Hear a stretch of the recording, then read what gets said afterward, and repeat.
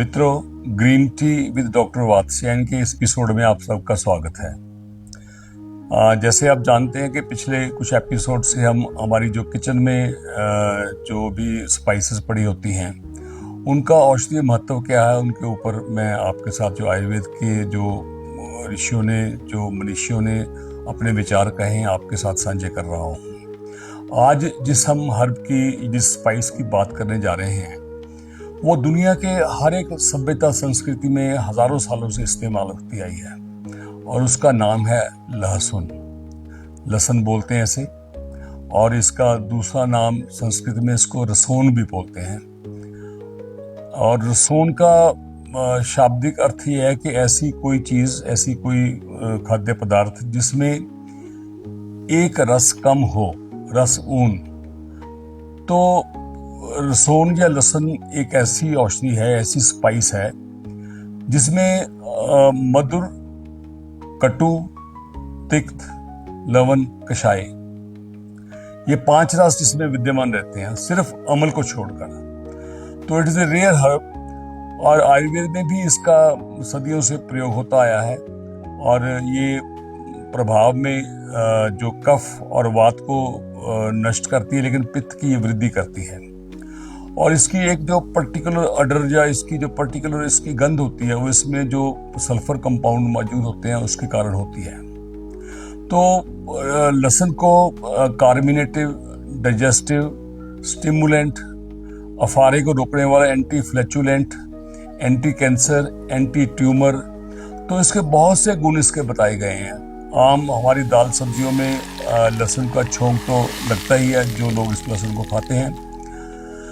और औषधि के रूप में भी इसका अनेकों तरीके से इसका इस्तेमाल किया जा सकता है। और सबसे पहला इसका प्रयोग है जिसे हम बोलते हैं कि आम बात, जो रूमेटॉइड आर्थराइटिस का फ्लेयर अप फेज है, उसमें हम पेशेंट को लहसुन का इस्तेमाल बहुशः करवाते हैं। तो उसके लिए लहसुन की जो 2-4 जो उसके कलियां हैं, उनको पील ऑफ करके वो हम घी में भूनकर पेशेंट को देते हैं फ्लेयर अप फेज में। और इसी तरीके से लहसुन का क्षीर पाक, जो दूध में उबालकर लहसुन को लेने का भी विधान है।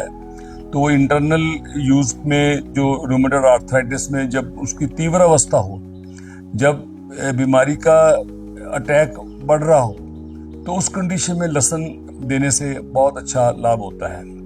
और इसी तरीके से लहसुन के जो एक्सटर्नल यूज हैं, ये भी बहुत ज़्यादा हैं। इसको लहसुन की जो क्लोव्स हैं, इसकी जो फाड़ियाँ हैं, उसको हम तेल में उबालकर, जो सरसों का तेल है उसमें उबालकर शरीर पे मालिश करवाते हैं। और शियाटिका, लम्बैगो और जो ऐसे पुराने जो वायु के विकार हैं, जो स्किन और जो मसल्स और नर्वस सिस्टम को बिलोंग करते हैं, तो उसमें लहसुन वाले जो तेल की मालिश करानी कही गई है।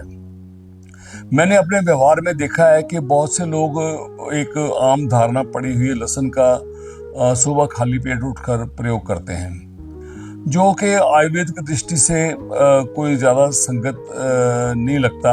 और बल्कि मैं अपने पेशेंट को उसको मना करता हूँ। और बहुत सी बार मैंने इसे देखा है कि खाली पेट लहसुन लेने से लहसुन की सूटेबिलिटी है वो उसकी कम हो जाती है। और कई लोगों को ये हार्ट बर्न, कईयों को माइग्रेन, और यहाँ तक के कईयों को स्किन प्रॉब्लम भी कर देता है। तो लहसुन का जो प्रयोग है, उसके जिन लोगों ने करना है, उसके लिए उसके जो तीव्रता है उसको सौम्य अवस्था में लाने के लिए एक व्यवहार में, जो मेरे व्यवहार में मैं बहुत सालों से पेशेंट को कहता हूँ कि लहसुन की 2-3 जो फाड़ियाँ हैं, उनको पील ऑफ करके आप रात को लस्सी में या मठे में, दही के मठे में भिगो कर रख दीजिए।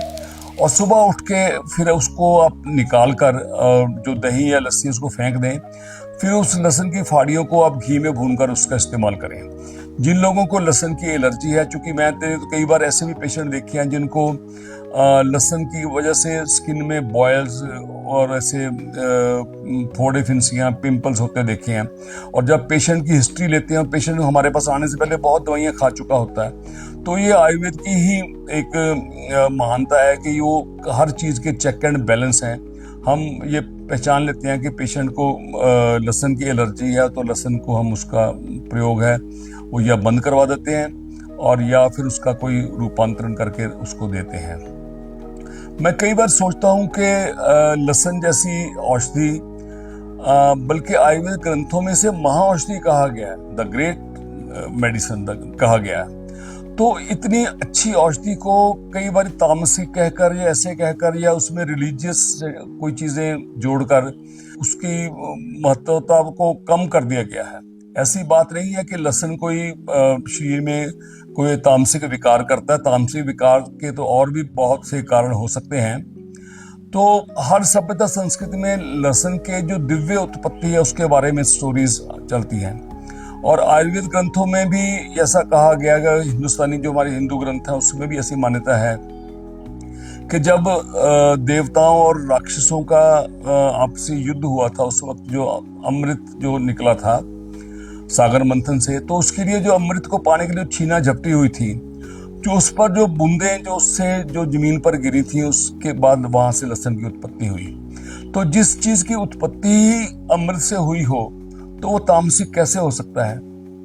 तो आप ये तामसिक वाली बात को छोड़ें, इसके मेडिसिनल जो गुण हैं उनको ग्रहण करें और अपने फिजिशियन से मिलकर इसका पूरा इसके रिजीम को समझा जा सकता है।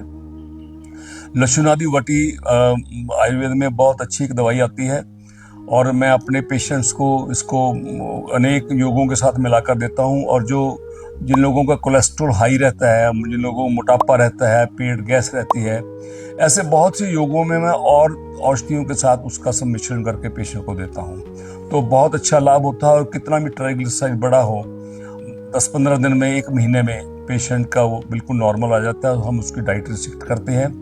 तो लहसुन का दाल सब्जी में इस्तेमाल हम रेगुलर करते हैं। जैसे जो भारी तली चीजें हैं जैसे माश की दाल है और ऐसी चीजें हैं, तो उनके साथ लहसुन का जो वायुवर्धक जो चीजें हैं उनके साथ लहसुन का अगर हम प्रयोग करवाएं तो इसके बेनिफिट बहुत ज़्यादा हमको मिलते हैं। तो इन शॉर्ट मैं आज आपके साथ लहसुन का जो मेडिसिनल जो गुण हैं उसके और उसके चेक एंड बैलेंस हैं वो आपके साथ शेयर किए। तो आप देखते रहिए हमारा कार्यक्रम green tea with doctor Vatsyayan. Thank you very much.